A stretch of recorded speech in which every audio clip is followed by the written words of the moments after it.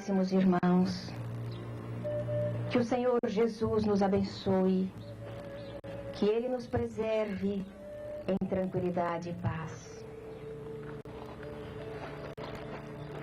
Ó solitário viandante, companheiro de jornada, que estás à margem da estrada, cansado, triste, abatido, eu te convido nesta hora para o aconchego da prece, que reanima e fortalece o coração combalido.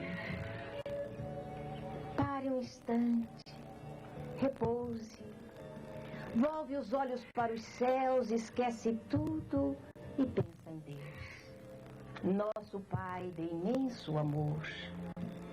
Tudo reflete o seu nome, tudo lhe canta louvores, desde o inseto às flores, até o ser superior.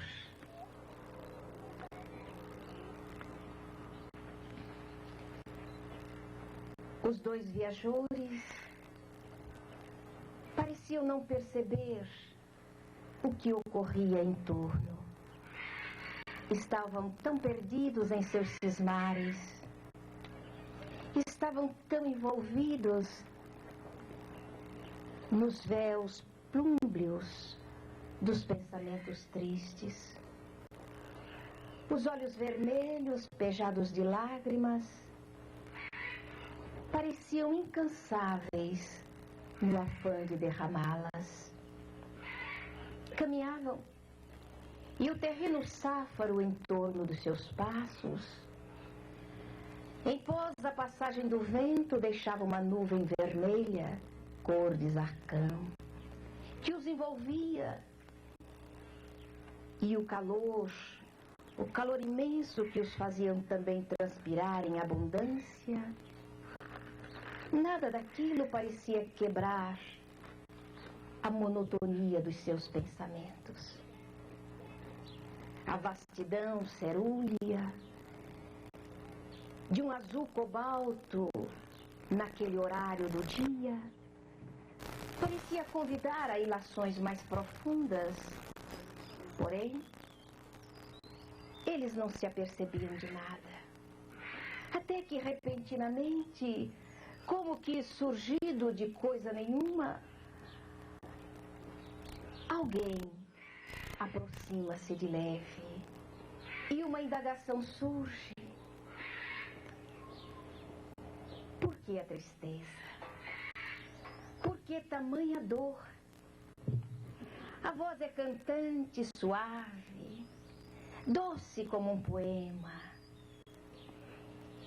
Pareceu envolver naquela solidão e naquele silêncio a alma daquelas duas criaturas.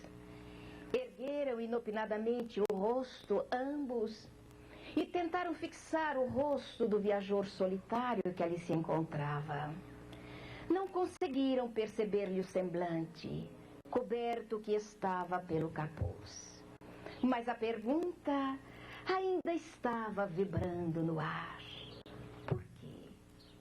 A resposta chegou tranquila, muito mais tranquila do que poderia imaginar-se no semblante sofrido daqueles caminhantes. Naturalmente o senhor deve ser um estrangeiro nestas terras, porque a indagação é tão fora de propósito. Será possível que haja alguém que não saiba a razão do nosso sofrimento e da nossa dor? Os acontecimentos dos últimos dias marcam profundamente a história da nossa vida.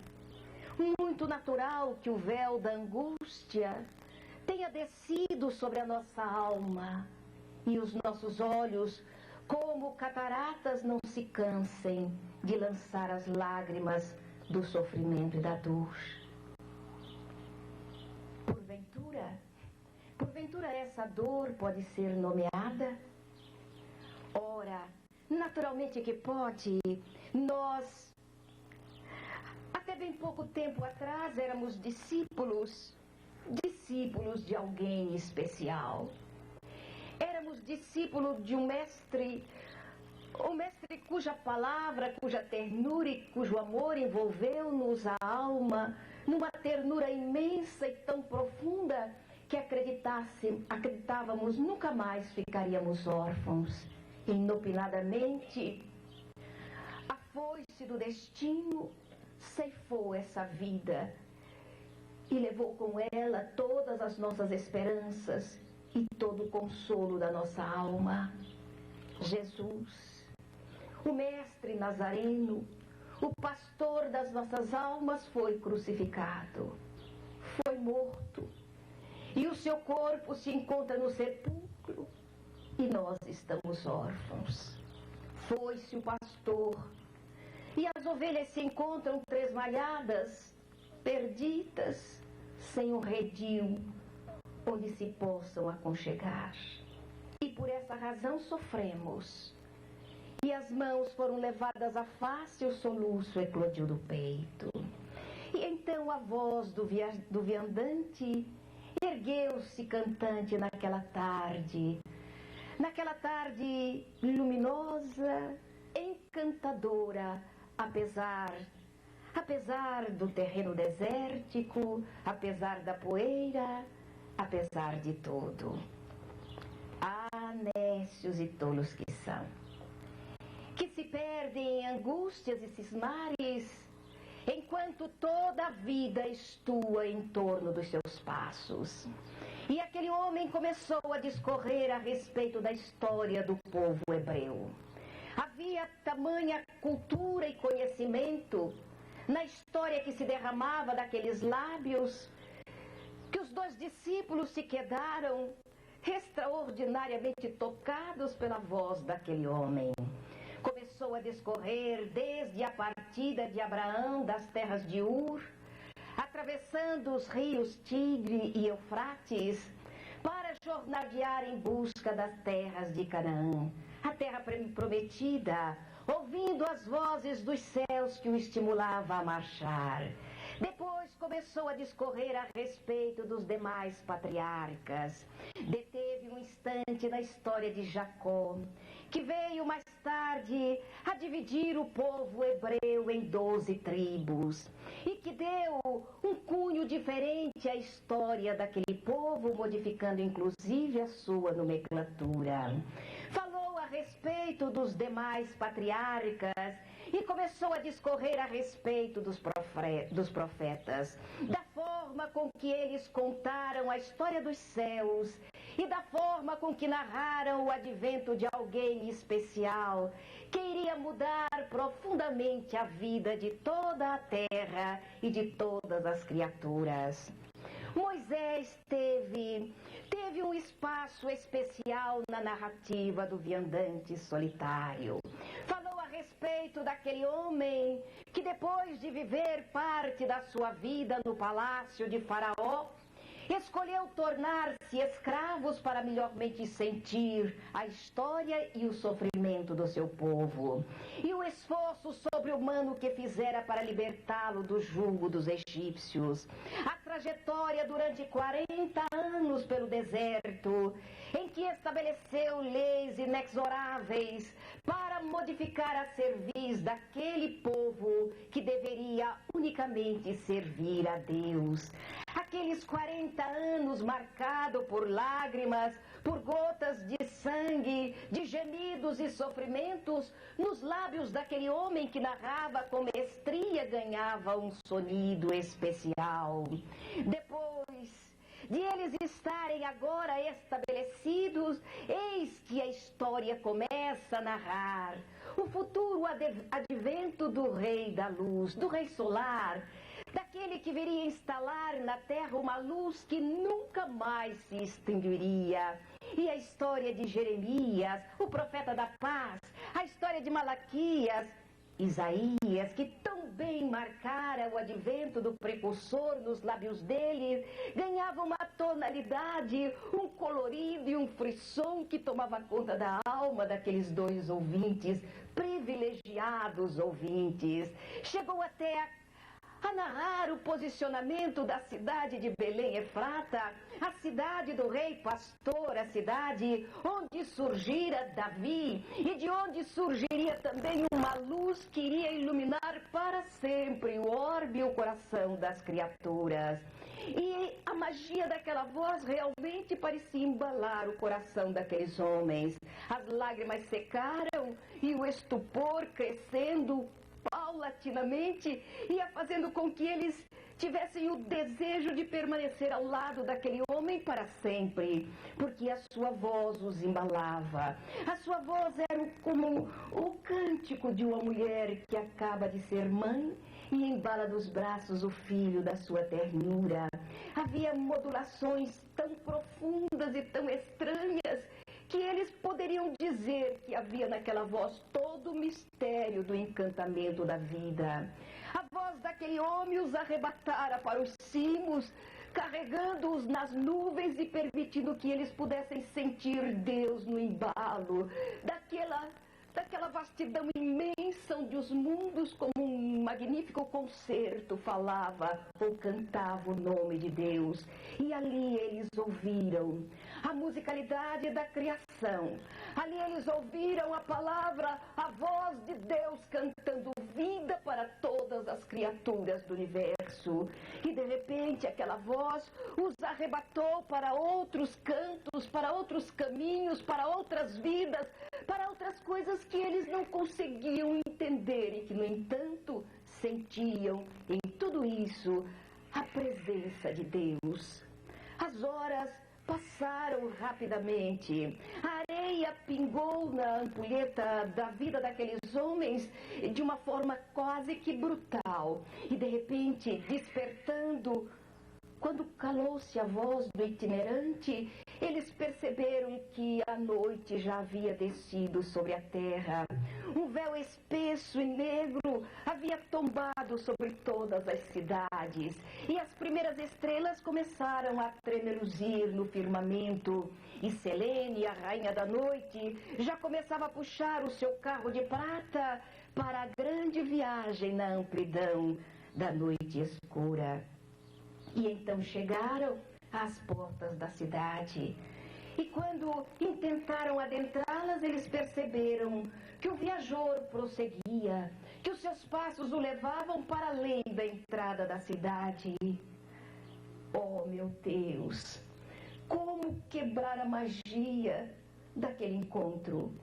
Como separar-se daquele homem que os havia conduzido por caminhos tão estranhos e tão lindos, caminhos por onde nunca haviam transitado antes. E então, um deles, estendendo as mãos, intentando segurar aquele viajor, ergue a voz para dizer: Senhor, Senhor, o dia já declinou, já é tarde, a noite desce. Ele não podia quebrar a magia, o encantamento daquela companhia. Fica conosco, Senhor. Fica conosco. A súplica, em voz quase que em surdina, era arrancado das fibras mais sensíveis do coração. Fica conosco, Senhor. E a outra voz se ergueu no silêncio da noite para dizer: fica conosco, Senhor. E ele aqueceu. Adentraram as portas da cidade. A casa simples que os iria albergar já estava com a mesa posta. E como convidado especial, tomou assento na cabeceira da mesa. O pão simples e pobre lhe foi oferecido e ele o partiu para oferecer aos comensais da mesa. E naquele simples gesto fez com que o véu de sombra caísse dos olhos daqueles dois discípulos que, se voltando para o viajor, ergueu a voz cantante cheia de alegria: Senhor, oh Senhor, como pudemos não reconhecê-lo? Como pudemos caminhar tantas horas ao teu lado, Senhor? sem descobrir que estávamos contigo. A indagação do discípulo pode ser tão semelhante à indagação de tantas criaturas que, caminhando ao lado dele, desconhece a sua companhia, que, transitando pelos caminhos ímpios, tão próximo dele, não consegue perceber o magnetismo da sua presença. Ou como aquele viajor das praias que, estando nos braços dele, dentro da amargura da sua dor, do seu sofrimento, ou dentro do egoísmo da sua solidão, não conseguia perceber-lhe os braços ternos a ampará-lo. Qualquer um de nós. Era o mês de dezembro. A cidade do Rio de Janeiro estava encantadoramente ajaezada para esperar o dia magno da cristandade. Havia ruídos pelo ar, havia música vibrando no éter, haviam luzes que piscavam, acendendo e apagando, falando que algo especial estava por acontecer.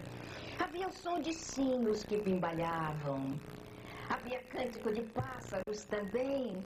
Era uma manhã linda, encantadora, como muitas manhãs do nosso orbe, que a maioria das pessoas costuma dizer que é um vale de lágrimas e de dor, mas para nós representa, oh meu Deus, um vale de esperanças, um vale luminoso, onde todos nós temos a oportunidade de reciclar os acontecimentos do nosso cotidiano, parar para maturar a respeito dos nossos passos e modificá-los no contexto da busca da evolução. Naquela manhã, 9 horas mais ou menos, nós nos dirigíamos para os arrabaldes da cidade, para um dos subúrbios distantes, onde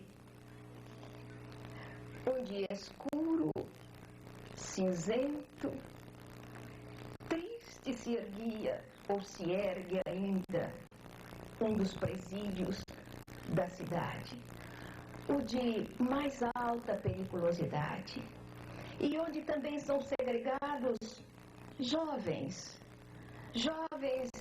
na idade de 18 a 25 anos. Chegamos ao grande portal do presídio, tão diferente do que havíamos deixado para trás. Música, luzes piscando, árvores de Natal, presentes, crianças namorando, as bonecas, os carrinhos, as coisas bonitas que possivelmente o Papai Noel iria levar até as suas casas para encantar-lhes o dia do Natal. Jovens gárrulos que, preocupados ainda com as notas do vestibular, paravam nas bancas de jornais para manuseá-los preocupados. Havia tanta beleza nas coisas que lembravam o nascimento de Jesus, enquanto que ali havia uma nuvem de tristeza envolvendo aqueles muros altos e desnudos, aqui e ali pichado, com palavras torpes, mas que era tão consentâneo com tudo aquilo que estava ali. Ao nosso lado estava um companheiro que nos indagou: você acha que vale a pena vir ao presídio, falar a respeito de Jesus, ou do espiritismo, ou de religião para estas criaturas que aqui estão, naturalmente segregadas da sociedade por imposição do próprio comportamento? Acha que vale a pena? Olhei para trás. Lá longe estava o campanário da Igreja da Penha, no alto do monte. E naquele momento parecia aquele campanário apontar para o alto, para algum lugar recôndito, onde possivelmente os sonhos, as esperanças de todos os seres humanos da Terra estariam direcionados. Se vale a pena. Oh, meu Deus, mas nós somos os degradados da vida. Nós somos os prisioneiros do egoísmo, da intolerância, do personalismo. Nós somos aqueles que nos algemamos às paixões e nos quedamos presos, com os pés presos na lama, porém conseguimos colocar os olhos nas estrelas. E ele desceu delas, das estrelas, da coroa do Criador e mergulhou na sombra densa onde nós nos encontramos degradados. E teve a ousadia de cantar o mais belo hino de esperança que a terra jamais ouviu em toda a sua história. E se ele ousou tal, acreditou em tal, e se ele acredita até hoje, por que nós, que não somos absolutamente nada, não iremos acreditar também? Ele deixou as luzes dos céus e mergulhou nas sombras da terra. E afirmou que do seu rebanho nenhuma ovelha se perderia. Oh, meu Deus, antes que ele retorne para recolher as suas ovelhas, por que é que nós, que já conseguimos caminhar com um pouco de liberdade, não começamos esse trabalho para que quando ele chegue, o caminho já esteja mais ou menos preparados? Não somos o precursor, tampouco somos precursores, mas somos colaboradores do seu evangelho, dessa boa nova do reino que, cantada com a excelência de um coração planificado pela fé, é capaz de remover montanhas. E adentramos no saguão úmido daquela casa de detenção, paramos alguns instantes. Soldados armados de metralhadoras e outras armas abriam um enorme portão e adentramos em uma outra sala infecta, mal cheirosa. Naquele momento entraram vários rapazes empurrando barris enormes, onde era colocada a alimentação que era distribuída nas celas ou no refeitório para aquelas criaturas. Olhamos aqueles barris gordurosos, mal cheirosos, que seriam lavado de alguma forma e depois iria conter de novo a alimentação que seria distribuída para eles. E, no entanto, apesar daquela visão desagradável e triste, eles sorriam. Eram jovens prisioneiros. E nós dois ficamos a olhar enquanto dávamos espaço para que eles passassem em direção à cozinha, ao refeitório. E então um deles, se voltando, olhou-nos e disse: "Oh, tia, é a senhora que vai falar hoje? Puxa, se eu soubesse, eu não tinha escolhido esta tarefa. Eu iria lá para ouvir também. Eu pensei que ia ser daqueles blá, blá, blá, assim, que cansativo, sabe, tia? Desculpa, mas eu não gosto muito daquela conversa, não. Mas se eu soubesse que era a senhora..." E ele passou. E então o nosso amigo olhou-nos e disse: talvez valha a pena. E fomos conduzidos à sala onde perto de 150 detentos esperavam para o início do nosso encontro, o encontro de Natal. E um pouco antes que tomássemos a palavra, 2 jovens assomaram a um tablado adrede preparado e enfeitado para o encontro daquela manhã. Assentaram-se em 2 tamboretes, tomaram do violão e começaram a tocar e em seguida a cantar. E as vozes claras, vozes límpidas daqueles 2 jovens cantavam mais ou menos assim: "Eu quero crer na paz do futuro. Eu quero ter um quintal sem muros. Eu quero ter 1 milhão de amigos." E a música de Roberto Carlos naquelas duas vozes tomavam, naquele ambiente, uma tonalidade estranha. E eu pensava, eu quero ter um quintal sem muros. E através das grades podíamos ver o imenso muro encimado de arames farpados. Aqui e ali uma guarita, onde homens com metralhadoras policiavam tudo. Eu quero ter um quintal sem muros, enquanto estavam segregados por trás de imensos muros, imensos paredões. Eu quero crer na paz do futuro, e o futuro estava tão triste, tão escuro, para aqueles moços que ali estavam. Eu quero ter 1 milhão de amigos. Oh, meu Deus! Será que eles teriam a oportunidade de um emprego? Ou de um único amigo, alguém que não temesse estender-lhes a mão? Mas eles cantavam, e eu comecei a observá-los, tão moços e tão presos, tão jovens e tão esquecidos.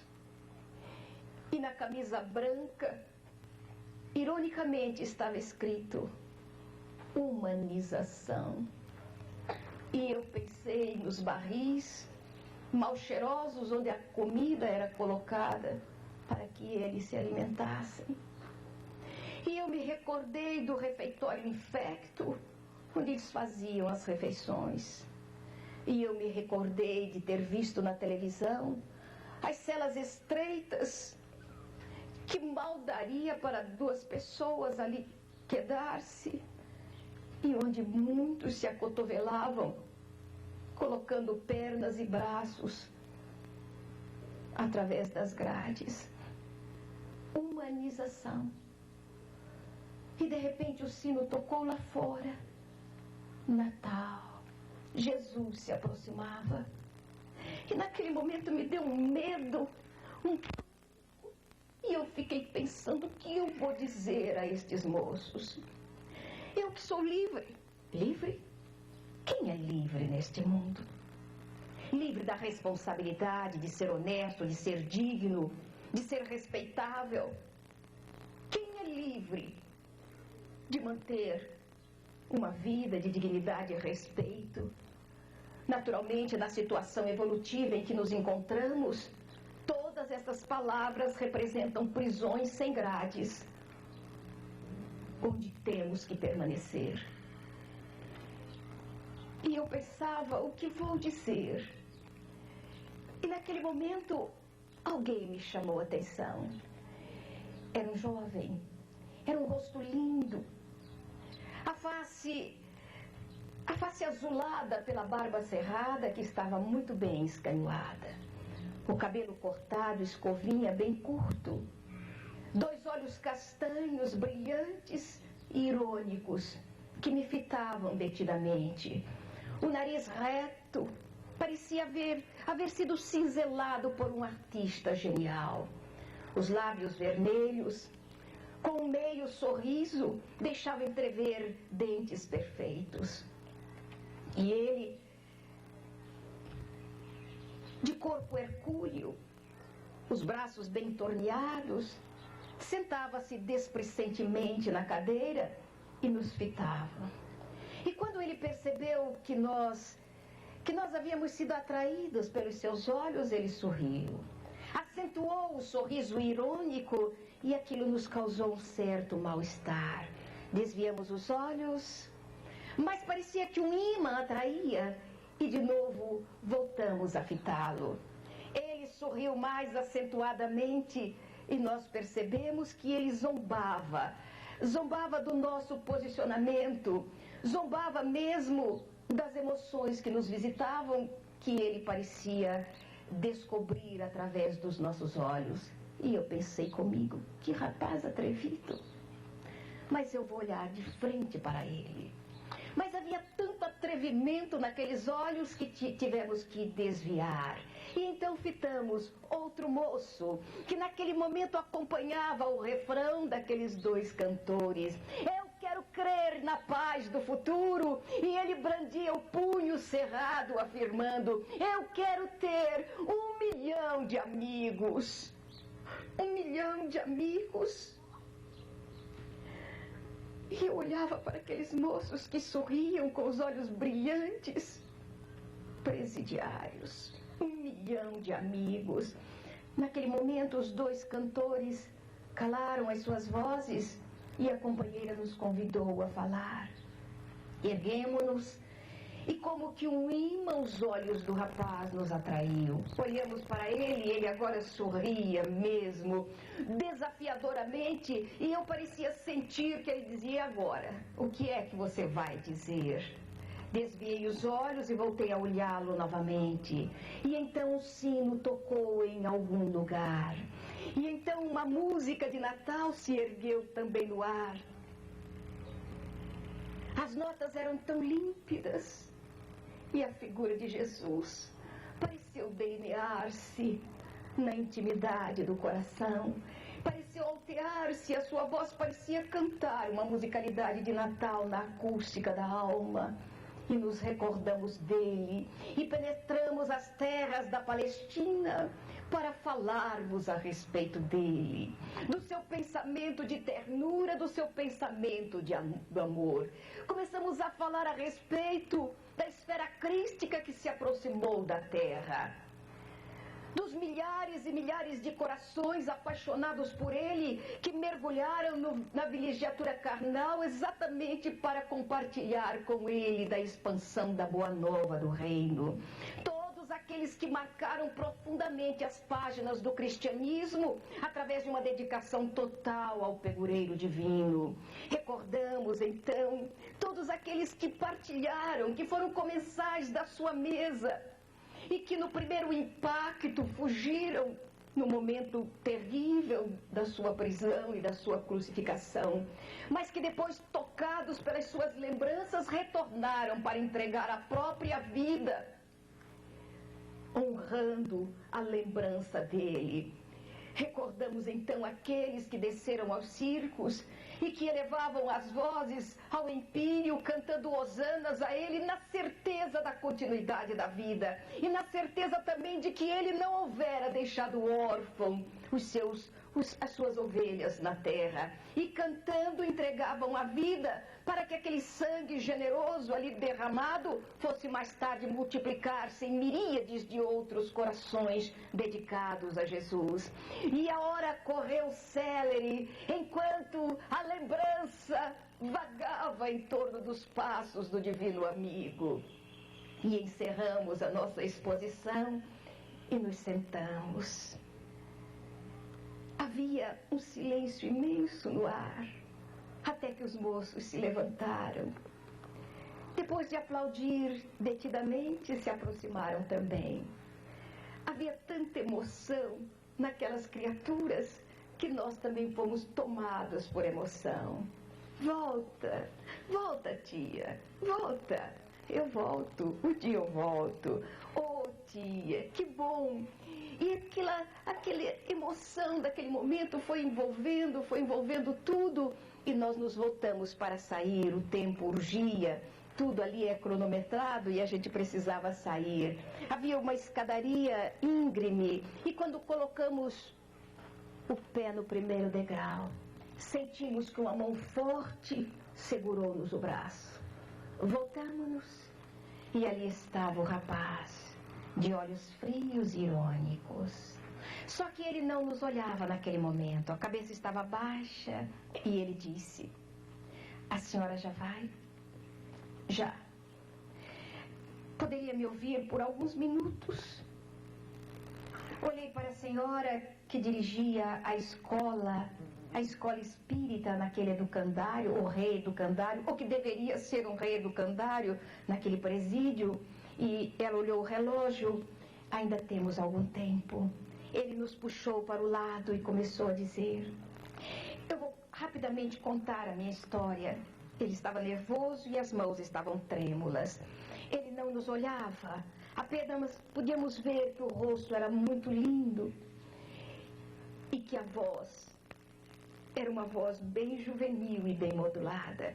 E ele: eu sei que a senhora está acostumada a ouvir de prisioneiros como eu que somos inocentes, que a gente não fez nada, que somos santos, que fomos colocados aqui pela ignorância e pela maldade dos homens. Eu gostaria de não contar uma história assim, mas a minha não é diferente. Eu sou inocente. Eu não sou um assassino. Eu nunca matei ninguém, mas vou matar. Ou talvez não vá, eu não sei. A minha história é tão estranha que até hoje eu não consigo entender as suas razões. Eu estava com 18 anos. 18 anos. E era filho único de pais já envelhecidos, porque eu nasci quando mamãe já tinha uma determinada idade. Eu era o sonho da vida deles. Eu era o motivo que levava papai a trabalhar e a lutar para que eu fosse um homem digno, um doutor. E eu tinha vontade de sê-lo, para dar a ele esse prêmio, para mostrar a ele que eu era digno de todo o seu esforço. E batalhei. Batalhei e prestei o vestibular. E naquela manhã eu me levantei muito cedo, porque sabia que o resultado seria fixado nas portas de um periódico conhecido. Então mamãe me abraçou e disse: ai, meu filho, alguma coisa aqui dentro me diz que deu certo. Papai veio do quarto e disse: vai, meu filho, vai. Eu estou com esperança que tenha dado certo, mas se não tiver também, você é tão jovem, meu filho, haverá outras oportunidades. E eu saí correndo, peguei um ônibus, fui para o centro da cidade e fiquei na expectativa junto com uma quantidade enorme de outros corações que ali estavam. Até que alguém saiu e afixou a folha de jornal na parede. Para chegar até ali foi uma verdadeira guerra. E ao meio aos gritos daqueles que tinham o número ali afixado e o choro daqueles outros que não tinham, eu fui me aproximando. Havia uma nuvem de lágrimas nos meus olhos e o medo de que o meu número não estivesse ali. Mas eu olhei e não acreditei. Meu Deus! E eu perguntei a alguém: que número é este aqui? Este aqui. E o número foi repetido, mas eu ainda não acreditei. Coloquei a mão no bolso e olhei. Era o meu número. Eu havia passado do vestibular. A senhora nem imagina. Não imagina a minha felicidade. Saí correndo feito um cego, procurando um telefone para ligar para casa e dar a notícia aos meus pais. Contei a eles: passei! Mamãe, eu passei! Papai, o seu filho já é um universitário, papai! Eu passei no vestibular! E eles perguntaram: vem para casa, filho, vamos comemorar. Eu deveria ter aceito. Eu deveria ter ido. Mas eu disse a ele: não, eu vou comemorar com os amigos, mais tarde volto para casa. E saímos, e fomos para a praia, e brincamos, e fomos almoçar, e foi uma balbúrdia tão grande, o dia passou tão rápido, a noite desceu, e eu já estava com a cabeça já meia zonza de tanta comemoração, e naturalmente das bebidas alcoólicas que eu havia ingerido para comemorar a passagem do vestibular. E então alguém me convidou para sair. Eu peguei o meu Fusca, o meu carro, e os outros colegas entraram também, e nós saímos, e lá dentro uma cerveja, outra cerveja, e outra bebida, e isso e aquilo, e eu estava tão zonzo, e é do que me recordo. É a única coisa que me recordo. despertar foi tão estranho. Havia tanto sangue, havia tanta coisa, havia tanta polícia em torno de mim, e mãos que me puxavam de um lado e puxavam do outro, mãos que me agrediam. Eu não sabia o que estava acontecendo. Bem, a senhora imagina, durante 3 longos anos, eu transitei de uma cela para outra, esperando, esperando, esperando. Bem, esperei e vim parar aqui. Por que eu estou aqui? Eu gostaria de saber. Mas nesse período que eu estou aqui dentro, o que eu já experimentei, não há como narrar. Eu tinha uma namorada que eu esperava se tornasse minha esposa mais tarde. Soube que casou-se com outro. Eu tinha um casal de velhos, que eram os meus pais, que me amavam. Quando eu fui trazido para cá, a última visão que eu tive deles foi de mamãe encostada na parede do outro lado da rua, amparada por papai, trêmula e gritando: "Oh, meu filho! Oh, meu filho, o que fizeram com você?" E papai segurando-a. Os dois já se foram. O que eu já apanhei aqui dentro, a senhora não pode imaginar. De início, eu chorava muito. Chorei todas as lágrimas que o mundo pode derramar. Eu me perguntei tantas vezes por quê, sem resposta nenhuma. Passei por vexames que a senhora nunca poderia, pelo menos em sonho, imaginar que um rapaz possa passar. Mas eu passei. E depois eu fui endurecendo. Um dia eu me perguntei por que chorar. Ninguém vê suas lágrimas. Ninguém ouve os seus soluços, a não ser os colegas de infortúnio que ainda gargalham e tripudiam da sua dor. Não chore mais. Endureça-se. Endureça-se. E eu comecei a fazê-lo, a princípio por fora. A princípio fui criando uma couraça para parar os golpes e para dá-los também. E fiquei forte, muito forte. Mas lá dentro ainda havia alguma coisa que doía e que apertava, mas que cerrou-se também quando chegou a notícia da morte do meu pai. Eu já não tinha mais nenhuma razão para lutar. E não tinha mais também nenhuma razão para pensar em termos de sobreviver. E por isso comecei a agredir. E fui criando uma fama aqui dentro. E hoje todos me respeitam. Mas com isso eu morri. Eu morri. Porque aquela coisa quente que eu tinha aqui dentro do peito, de repente foi esfriando, esfriando, esfriando, e se transformou numa pedra de gelo. Eu não tinha mais coração. No lugar dele havia aquele bloco gelado. E cada vez que eu passava por um sofrimento muito grande, era ele quem me dizia: espera, você vai sair. E quando você sair daqui, faça com os homens o que eles fizeram com você. Mate, destrua. Faça sofrer a maior quantidade possível de criaturas. Eu sei que nada disso vai apagar este pedaço da sua vida. Mas pelo menos, você vai de alguma sorte dar aos homens aquilo que os homens esperam de cada prisioneiro que colocam aqui dentro.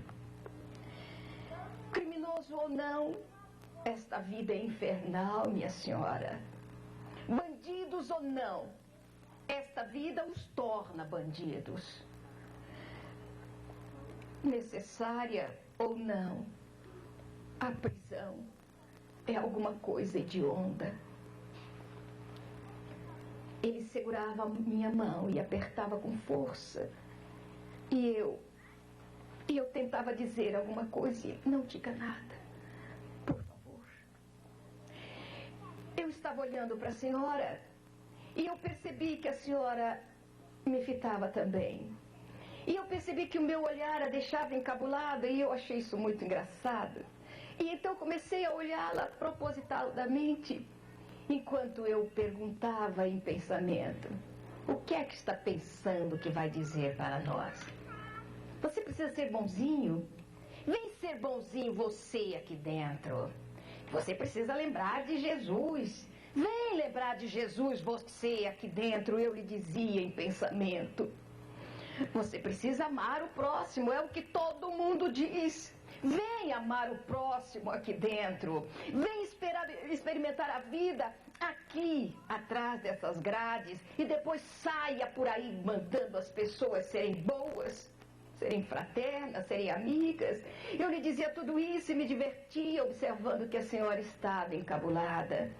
Depois a senhora se levantou e eu ainda olhei.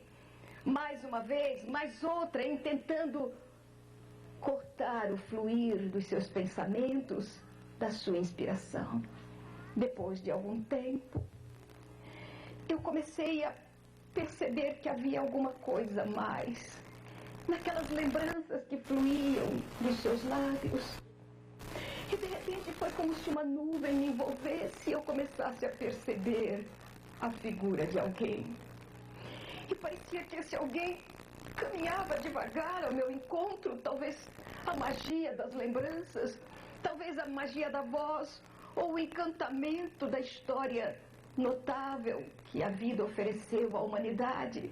Não sei porquê, mas eu comecei a ter uma visão de que ele olhava para mim, de que ele me destacava em meio aos demais.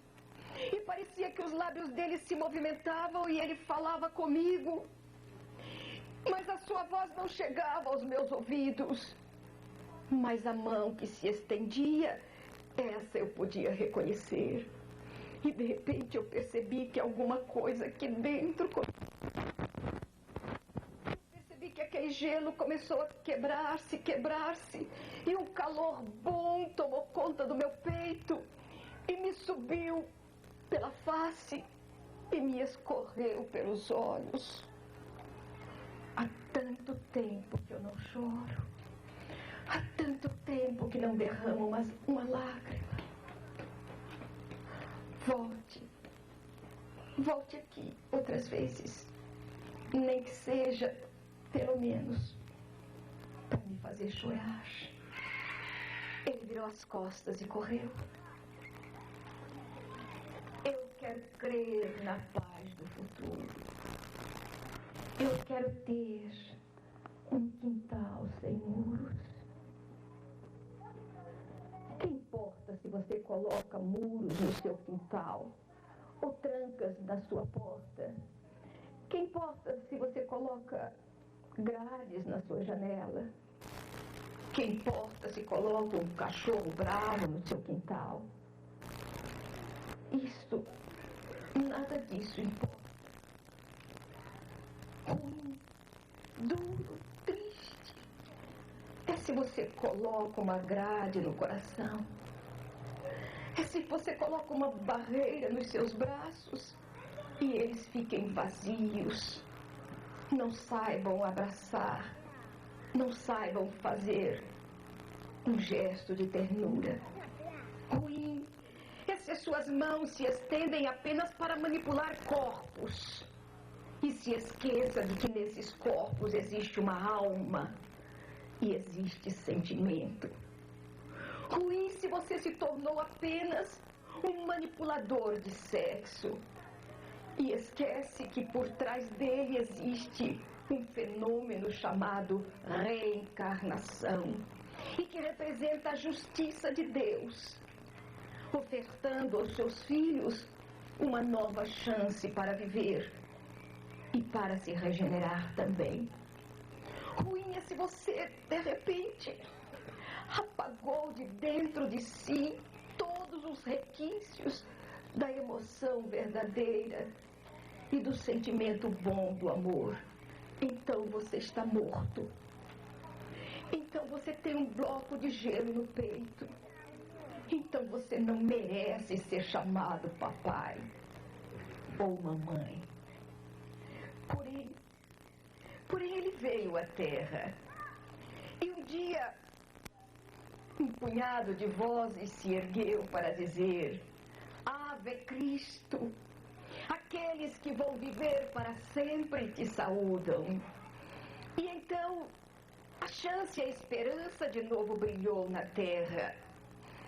E quando ele chegou trazendo para nós o verdadeiro sentido de caridade, o verdadeiro sentido de fraternidade, e quando ele se esqueceu dele mesmo para se dedicar ao próximo, e quando ele não se preocupou nem mesmo de entregar o seu corpo à crucificação, ou a ser chicoteado, a ser achincalhado, esbofeteado, quando ele não se importou com nada disso, para mostrar-nos que o seu amor superava até mesmo o ódio daquelas criaturas. E quando ele teve a ousadia de arrebentar as pedras do túmulo e sair com a vida abundante, pujante, vibrando em todo o seu ser, e parar diante daquela mulher que era achincalhada pela sociedade para demonstrar que não existe ninguém que esteja perdido no seu rebanho, para dizer a ela que se erguesse e que fosse dizer a todos que ele estava vivo. Ressurrecto, ele se ergue do túmulo para dizer-nos a respeito da vida abundante que continua além do decesso do corpo. Quando ele teve a ousadia de caminhar ao lado daqueles discípulos que choravam a sua partida, para cantar as excelências da história que fez a história e que continua a fazer, enquanto houver ainda um retardatário, ou muitos como nós, na expectativa do advento do coração do amor dele. Enquanto tantas coisas ocorrem, um dia ele ergueu mais um pouco o véu das revelações divinas e a pleiade do Espírito de verdade, amando dele, trouxe à terra a terceira revelação. A doutrina espírita, que veio sedimentar tudo aquilo que ele já havia falado, tudo aquilo que nós já havíamos esquecido, que representam a mensagem do cristianismo redivivo para nós nas páginas da doutrina espírita. E então as vozes se ergueram para falar, como ele na estrada de Emaús, como ele no cenáculo para os discípulos, como ele para Maria de Magdala. Os mortos se ergueram dos túmulos para falar-nos a respeito de imortalidade, para falar-nos a respeito das múltiplas existências que são múltiplas oportunidades. É tudo isso que eu estou dizendo agora. Nós ouvimos dos lábios daquele ex-presidiário que se tornou espírita a partir daquela manhã próxima do Natal, que ouvindo o bimbalhar dos sinos e a lembrança dele, fez com que fizesse brotar dentro da sua alma a flor perfumada da esperança. Espírita, ele se ergueu um dia para uma das mais notáveis pregações a respeito de Jesus que nós já ouvimos, falando de como também os homens vão ressurgindo das cinzas do passado, da dor, da amargura, como a fênix da lenda, ao influxo da presença dele e da voz dele. Mesmo que essa voz venha através de uma tonalidade de outras vozes, mas a presença dele é tão vibrante, tão nítida, cada vez que uma, mais, duas, três, quatro pessoas se reúnem em nome dele, ele se faz presente. E então toma de assalto as nossas almas e nos faz pensar em termos de esperança. Vem, Jesus, vem reflorir os caminhos. Ou então, como dizia a voz dúlcida da jovem que cantava, vem, enlaça-me em teus braços.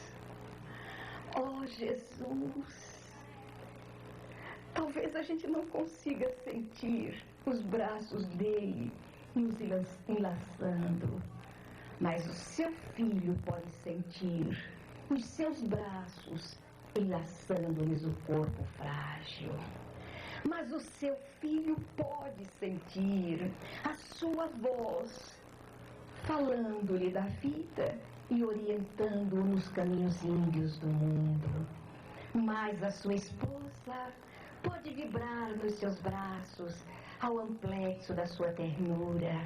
E o seu marido pode perfeitamente caminhar ao seu lado, sentindo a sua mão companheira, sustentando-o nos momentos mais difíceis da existência. Vem, Senhor, vem reflorir os caminhos, e ele retorna. Cada vez que você é capaz de perdoar, cada vez que você é capaz de desculpar, e cada vez que você sai do reduto aconchegante do seu lar para dedicar um espaço do tempo da sua vida para outras criaturas.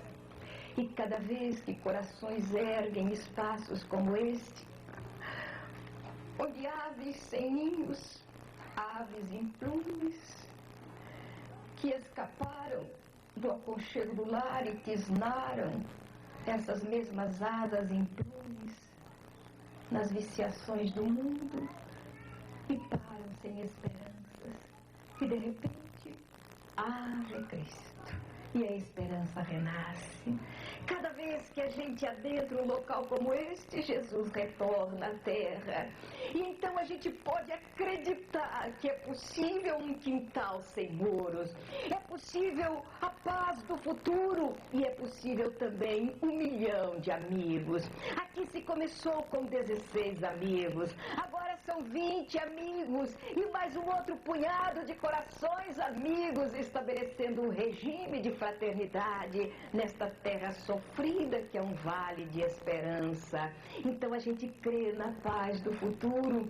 Cada vez que uma voz doce, terna, vem lá espiritual pela garganta de Chico Xavier, ou pela garganta de Divaldo Franco, ou por uma outra garganta para nos dizer: espíritas, meus irmãos. E a gente se recorda de Dr. Bezerra de Menezes, aquele amor feito homem, que desdenhou o convite da Mãe Santíssima para, em nome do filho dela, permanecer na terra ao nosso lado. Pensa você que é capaz ou que não é capaz sequer de deixar o aconchego do lar para dividir com este jovem, com estes jovens, a ousadia de lutar contra um contexto social para salvar almas. Pensa você que não é capaz de renunciar a estas pequenas coisas na renúncia enorme do Dr. Bezerra, não indo servir junto à Mãe de Jesus para servir junto a nós, junto a você, junto a mim, junto a todos nós. E ele dizendo: espíritas, meus irmãos, há tanta terra a ajoelhar, há tantos corações para serem amparados, há tanta dor para ser apaziguadas, há tantos gemidos para ser calados. Eia, o tempo é agora, o momento é o hoje. E a gente se ergue, então, para fazer alguma coisa em nome do amor. A senhora poderia voltar, nem que fosse ao menos, para me fazer chorar. Mas não foi só isso que a doutrina espírita fez. Modificou aquela vida. E quando saiu da prisão foi tão difícil. Foi uma luta tão terrível. E foram tantas as chances de retornar ao presídio, mas havia um sustento por trás daquela alma. Uma fé brilhante, empreendedora e forte, por trás daquele coração sustentando-o. E ele venceu a batalha. Cidadão, hoje, dentro do mundo, ele participa do mundo, colaborando com o alevantamento da sociedade. É um espírita. E um espírita sozinho é diferente de todos os demais. Se uma andorinha só não faz verão, um espírita sozinho é capaz de mudar a sociedade, é capaz de movimentar uma força telúrica em torno de si mesmo, para levar aos corações a mensagem mortalista que modifica a cerviz da criatura humana. Jesus está ainda na terra, porque enquanto houver um coração que ama, ele estará do lado. Enquanto houver alguém que estenda a mão para levantar um outro alguém, ele estará ali. E enquanto você, dentro do seu lar, amar a sua família, Jesus continuará vibrando conosco. Ó solitário viandante, companheiro de jornada, que estás à margem da estrada, cansado, triste, abatido. Eu te convido nesta hora para o aconchego da prece, que reanima e fortalece o coração combalido. Você acha que vale a pena? Vale. Como vale? Alguém na porta da instituição perguntou também. Acha que vale a pena trabalhar com esses pivetes, esses ladrãozinhos, esses pequenos assassinos? Vale a pena? É possível que na sua visão o trabalho seja baldado, mas eu creio que vale a pena. Quer ver? Fique escondido aqui e ouça uma conversa singular. O molequinho passou correndo, a pele negra, os olhos negros também, que brilhavam, cabelinho encaracolado, agarradinho na cabeça, mãozinhas sujas, pés descalços. Passava correndo e nós travamos-lhe o braço. Vem cá, menino. Oi, tia. A tia já não falou para não entrar correndo na instituição? Aqui é a casa de Jesus. Ai, tia, estou com pressa. Pois é, mas anda devagar. Vem cá, meu filho. O que é que você anda fazendo na rua, hein? Ah, tia. Nada não, tia. A gente não faz nada não, tia. Menino, não queira enganar a tia. Eu sei o que é que você anda fazendo por aí. E olha, a tia se preocupa muito com a vida de vocês. Cuidado, meu filho. Ô, tia. E ele levantou a camiseta suja e disse: sem armas, tia. Sem armas. Que bom, meu filho, que você não usa mais armas. Mas tome cuidado. De repente a tia está na frente da televisão e aparece o seu corpo estendido na rua. A tia vai chorar e vai sofrer. É, né, tia? A gente está mudando. Já não usa arma, tia. É verdade, meu filho. Vai tomar sopa e cuidado, menino. Tome cuidado. Ele saiu correndo. E o companheiro saiu de trás da porta e disse: mas ele continua roubando. Sem armas. Oh, meu Deus. Este menino usava armas. Esse menino usava caco de vidro, tampa de lata, que cortava feito navalha. Ele abandonou tudo isso. Será que já não é um passo? Será que já não vale a pena?